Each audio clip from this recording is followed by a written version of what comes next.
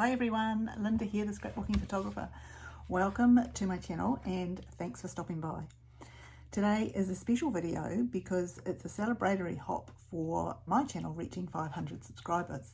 I'm incredibly thankful to all of you who have subscribed in the past and also to those of you who will hopefully subscribe in the future. So for today's celebratory hop, I decided we would work on a self-portrait and invited everybody who takes part to create a page, introducing themselves and creating a self-portrait. And that also fits in with what we're looking at in the layout library this month, where there is an album for all those layouts to be shared. And I invite everybody to pop a photo of their layout into the album and also link their YouTube channel so that we can all benefit from everybody's experience. If you haven't heard of the layout library, it's where we are building a comprehensive library, hopefully, of different layouts with the photos as the inspiration. So this month is the first month and we've been working on self-portraits. Next month there will be a new topic, which by the time this goes to air will probably already be up there.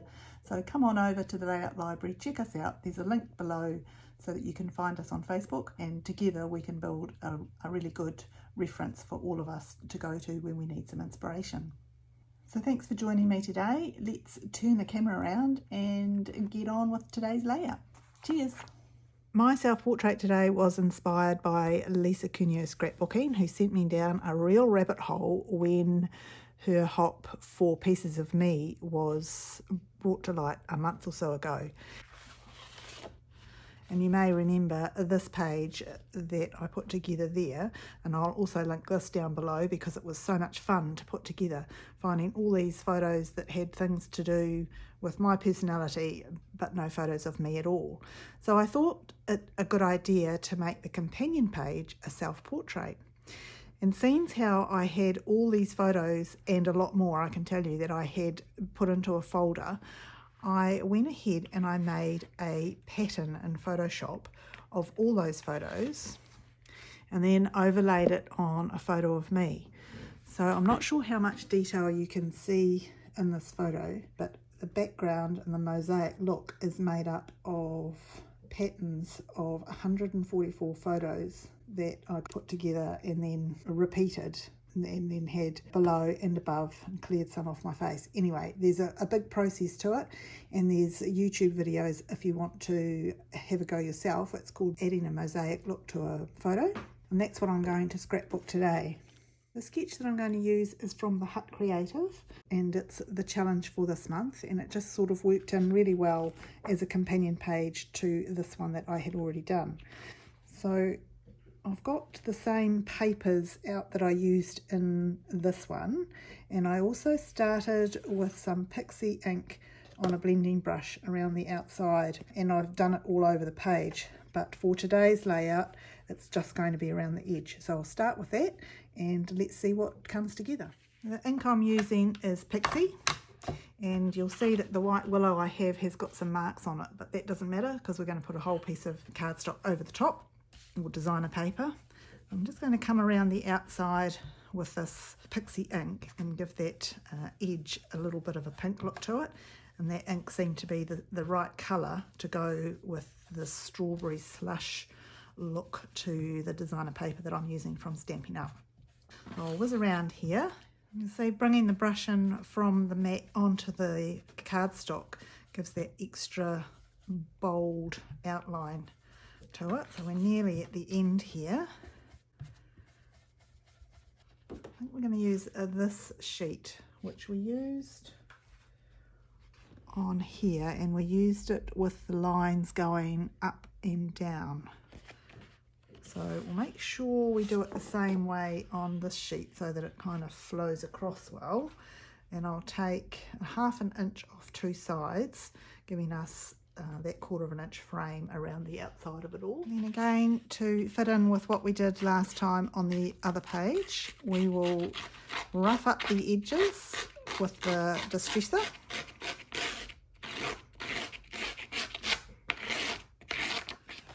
And then having gone around the outside, I'm just going to turn the edges up as well.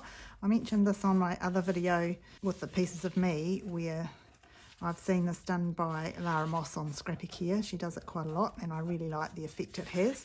So I'm copying her again, and this will help it fit in with the other companion page, so the 2 pages will look similar. Now for the sketch, I'm going to turn the sketch around to be like that, which means the photo is going to be down and slightly off center on that side. And I'm going to go behind it with this strawberry slush dotty thing around the outside.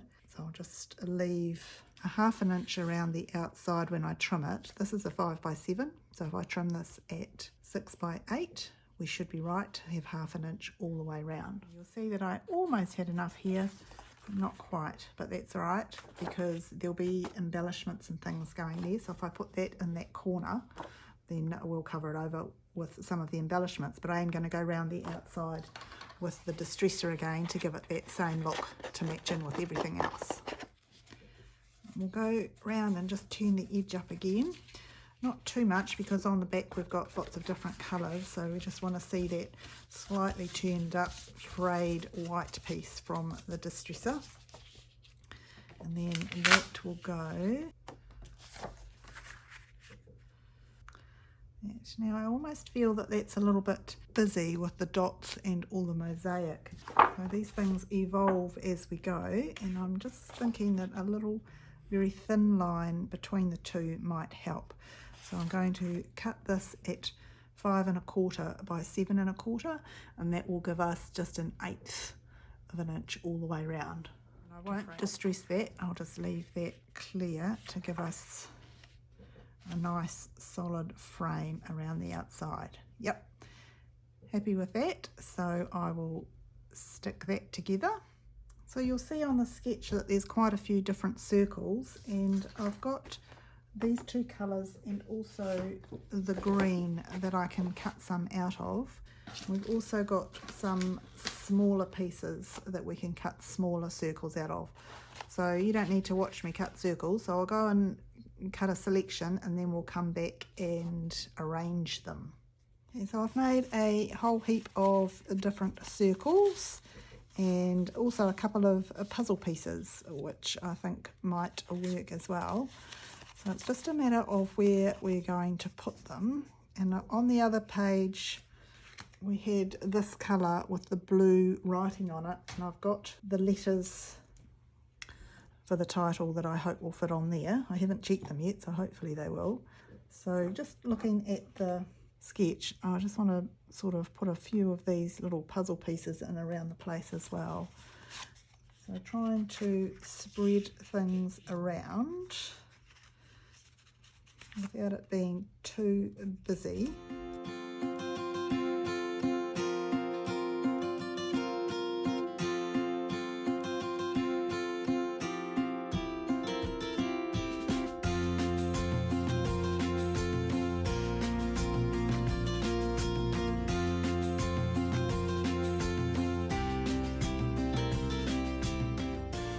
I've stuck all that down now, and we might put a couple of little things on here just to lift it a bit, but in the meantime we're going to add a little bit of this bobbly white wool, and I think that will just bring a little bit more white in like we've got on the other side of the page. So I'm just going to tuck it under here to start with and just dot some glue. I hope this is going to work because otherwise it's going to make a mess. And then we'll just follow the line of that glue and wind it around.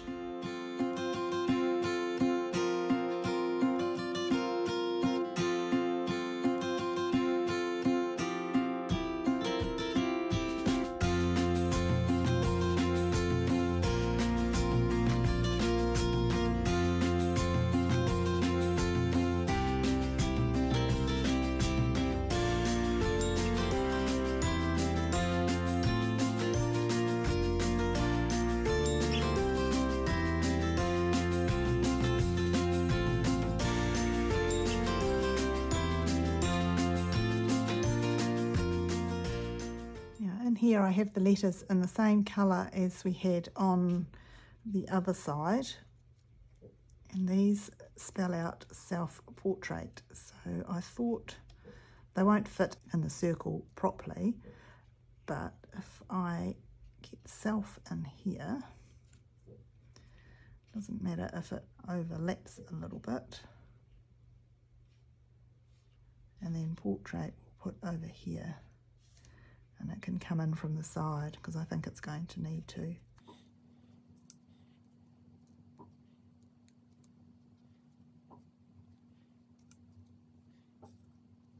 Let's have a little fiddle with that.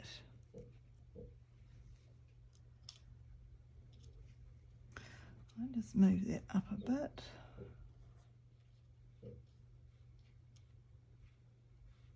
So I think those will fit there. I'll stick them down. I've got a couple of little pieces there that I found in my ephemera packs, and also a little label which I thought that green was perfect. And I'll pop that on first because I'm going to raise it so that it sits properly over those little pieces of thread that we've got there. So I'm just using dimensionals on that, and I want it to be underneath the picture. So that's fine. And these ones, I've got a little strawberry, which I thought would just break up that green a bit up there. I'll pop that. And I do like strawberries. And some blueberries just to go with this little bit of blue here. And a camera, which is what I'm all about. So we'll pop that in there. And our last little final touch is, of course, some bling. So these are the same gems that I used on the other page, which is going to be the companion page. So I wanted to keep it the same. So I'll just put little groups of 3 just to break this up in different parts. That can go with the blueberries. And then we'll put 3 little ones together in a line down here.